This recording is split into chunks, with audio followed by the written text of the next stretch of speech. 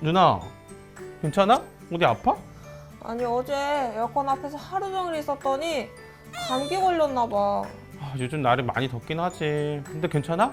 많이 힘들어 보여. 가방 내가 들어줄까? 오 그림이 힘들어하는 누나 도와주고 말이야. 많이 컸는걸. 그런데 누나, 우리가 왜 도움을 줘야 하는지 알고 있어? 그러게. 왜 도와줘야 될까? 우리 목사님께 한번 여쭤볼까? 목사님! 여러분, 우리는 다른 사람이 나를 칭찬하면 기분이 좋고 나를 비난하면은 마음이 속상해요. 그런데 사람들의 말이 서로 다를 때 우리는 누구의 말을 믿어야 할까요? 그리고 힘들고 억울한 일을 만났을 때 우리는 어떻게 행동해야 할까요? 우리가 가진 이러한 질문에 대한 답이 바로 사무엘하 16장에 있어요. 이와 관련된 성경의 이야기를 함께 살펴볼게요. 다윗은 아들 압살롬의 반역으로 인해 예루살렘을 떠나 도망가고 있었어요. 매우 힘들고 슬픈 상황이었어요. 그때 먼저 시바라는 사람이 다윗을 찾아왔어요. 시바는 빵과 과일, 포도주 등을 가져와서 다윗과 함께한 사람들을 도와주었어요. 다윗은 시바의 말을 듣고 그의 주인이었던 무비보셋이 자신을 배신했다 생각했어요. 조금 더 길을 가자 이번에는 시므이라는 사람이 나타났어요.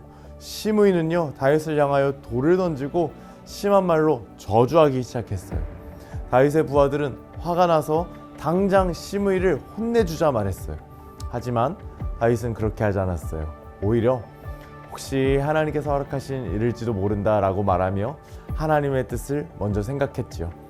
다윗은 사람들의 말과 행동에만 집중하지 않고 하나님께서 어떻게 일하실지를 믿고 참고 견뎠어요. 이 이야기를 통해 우리는 중요한 사실을 배울 수 있어요.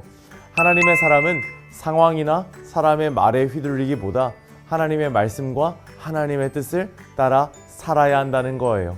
때로는 억울한 일을 당하거나 오해를 받을 수도 있지만 하나님은 모든 것을 알고 계시며 가장 좋은 길로 인도하시는 분이에요. 우리의 삶 속에서도 친구가 나를 오해하거나 속상한 말을 할 때가 있어요. 그럴 때 우리는 바로 화를 내거나 똑같이 갚아주고 싶을 수도 있어요.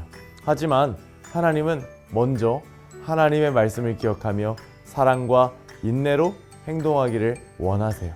하나님을 믿고 말씀대로 행동할 때에 하나님께서 우리의 삶을 책임져 주세요. 이번 한 주 동안 가정에서 이렇게 실천해 보세요. 가족과 함께 나는 속상한 말을 들었을 때 어떻게 행동하는가를 이야기해 보세요. 그리고 어떤 상황 속에서도 하나님의 말씀을 먼저 생각하고 순종할 수 있도록 함께 기도해 보세요. 하나님의 말씀을 따라 살아가는 사람들을 하나님은 기뻐하시고 그 삶을 가장 좋은 길로 인도하세요. 이 사실 기억하며 한 주간도 멋지게 살아가는 여러분들이 되기를 주님의 이름으로 축복합니다. 아멘. 기도하겠습니다. 사랑하는 하나님, 이번 한 주간 우리의 상황이나 여러 가지 생각을 우리의 마음속에 담아두는 것이 아니라 하나님만 바라보며 살아가는 우리가 다 되게 하여 주시옵소서. 이 모든 말씀 예수님의 이름으로 기도하였습니다. 아멘.